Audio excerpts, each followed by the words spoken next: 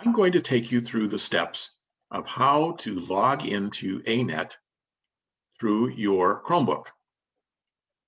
Let's take a look. First of all, go to your ClassLink page and log in. On your ClassLink page, you will find a folder called Assessments. There's a little lock on it. Please click on that folder.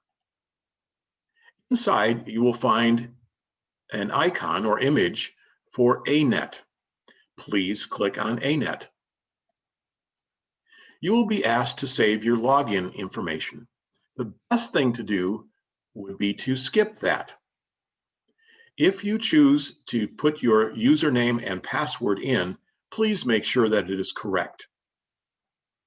Once you click on the skip button, you will be taken to the ANET interim assessment page. Here is where you should be putting in your username and password.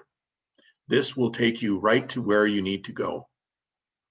If you have any questions, please don't hesitate to ask your teacher. Thank you.